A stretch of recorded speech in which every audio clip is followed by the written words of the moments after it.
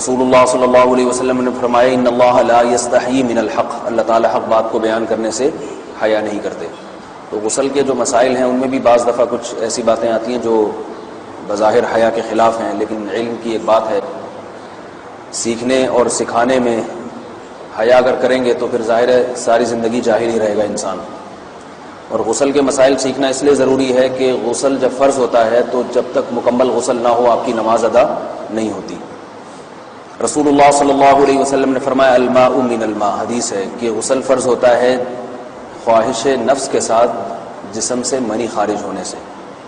مرد پہ غسل کب فرض ہوگا؟ جب اس کے جسم سے شہوت کے ساتھ منی خارج ہو۔ منی بالکل سفید رنگ کی چیز ہے، ایک ہوتی ہے مزی، شہوت پیدا ہونے سے اگر کسی کے مرد یا عورت کے صرف رطوبت خارج ہونا شروع ہو گئی اس سے غسل فرض نہیں ہوتا۔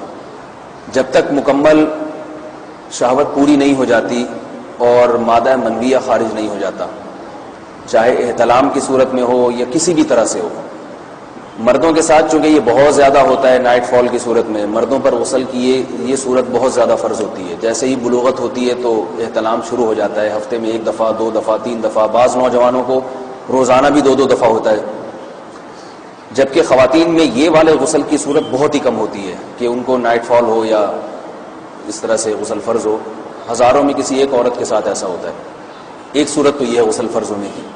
دوسری صورت کیا ہے کہ جب انسان اپنی زوجہ کے ساتھ ملاپ کرے اور انٹرکورس ہو جائے، چاہے اس صورت میں ڈسچارج دونوں میں سے کوئی ہو یا نہ ہو، لیکن دونوں پہ غسل فرض ہو جائے گا، مرد پہ بھی اور عورت پہ بھی۔ یہ تو مردوں کے غسل کے فرض ہونے کا۔ مردوں کے غسل میں ایک چیز یہ بھی ہے کہ اگر آپ نے رات کو نیند کی اور صبح آپ اٹھے اور آپ نے کپڑوں پہ نشان دیکھا، اب آپ کو یہ پتہ نہیں چل رہا کہ یہ منی کا نشان ہے یا مزی کا ہے، تو بھی آپ پر غسل کرنا فرض ہے۔ یہی سمجھا جائے گا کہ یہ آپ خواب میں ڈسچارج ہوئے ہیں۔ عورت پر جو غسل فرض ہوتا ہے ایک اور صورت میں ہوتا ہے کہ جب خواتین کو ایام آنا بند ہو جاتے ہیں، حیض یا نفاس سے جب پاک ہو جائیں تو بھی ان پہ غسل فرض ہے۔ یہ تو غسل کی فرضیت سے متعلق احکام تھے۔ کچھ چیزیں ایسی ہیں جن میں غسل سنت ہے، فرض نہیں ہے۔ جمعہ کا دن غسل کرنا، رسول اللہ صلی اللہ علیہ وسلم نے بہت زیادہ تاکید کی ہے۔ جو مسلمان ہفتے میں 1 دفعہ بھی نہیں نہاتا، وہ کتنا ہی نیٹ کلین ہو، مگر شریعت کی نظر میں وہ قابل ملامت ہے، اسے تانے دینے چاہیے کہ شرم نہیں آتی ہو مسلمان مگر رہتے ہو بھنگیوں اور چماروں کی طرح۔ ملامت تو اسی کو کہتے ہیں۔ اس کی دلیل رسول اللہ صلی اللہ علیہ وسلم نے فرمایا، صحیح حدیث ہے، حق علی کل مسلم ان یغتسل کل اسبوع مرۃ، کہ ہر مسلمان پر لازم ہے کہ وہ ہفتے میں کم از کم 1 مرتبہ غسل کرے۔ ہر مسلمان پر لازم ہے، چاہے اس پہ غسل فرض نہ بھی ہو۔ اور کس دن بہتر ہے؟ جمعہ کے دن۔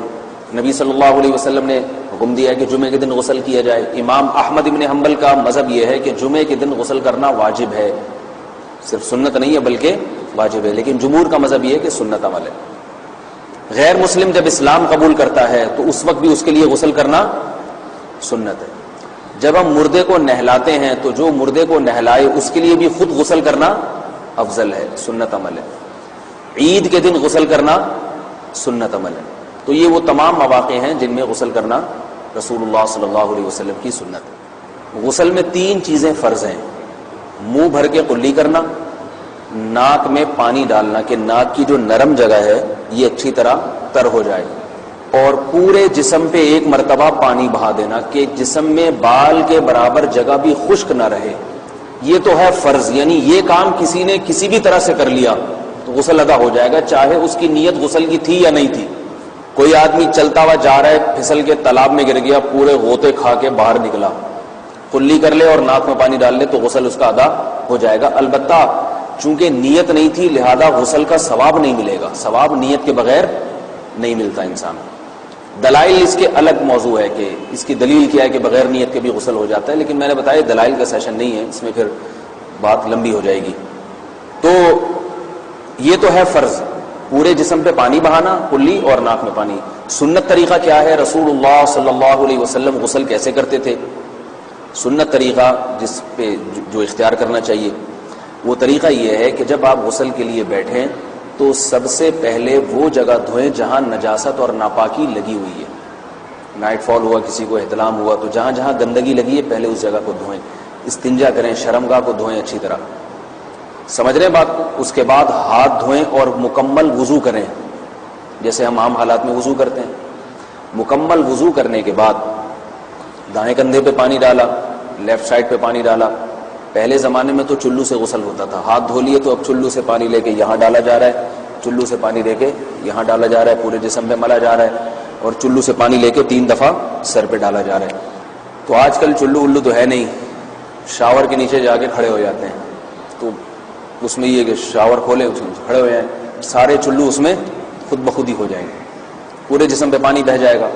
نبی صلی اللہ علیہ وسلم کے دور میں یہ جدید چیزیں نہیں تھی، شیمپو اور صابن، تو آپ صلی اللہ علیہ وسلم بیری کے پتوں سے غسل کی ترغیب دیا کرتے تھے. بیری کے پتوں کو اگر پانی میں پکایا جائے تو پانی میں میل کچیل صاف کرنے کی صلاحیت بہت بڑھ جاتی ہے.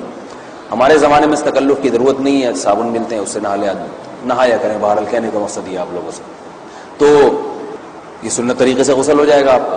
سمجھ رہے ہیں بات کو؟ سب سے پہلے استنجا کیا، اس کے بعد وضو کر لیا، اس کے بعد غسل کر لیا. اگر کسی نے غسل میں وضو نہیں کیا اور ویسے ہی پورے جسم پہ پانی بہا دیا تو بھی اس کا وضو خود بخود ہو جائے گا. اس غسل سے وہ نماز پڑھ سکتا ہے، کیونکہ بعض لوگ غسل کرنے کے بعد دوبارہ وضو کر رہے ہوتے ہیں، اس کی ضرورت نہیں ہے، کیونکہ جب غسل کرتے ہیں تو وضو والے اعضاء تو خود بخود اس میں دھل جاتے ہیں. یہ ہے غسل کا طریقہ.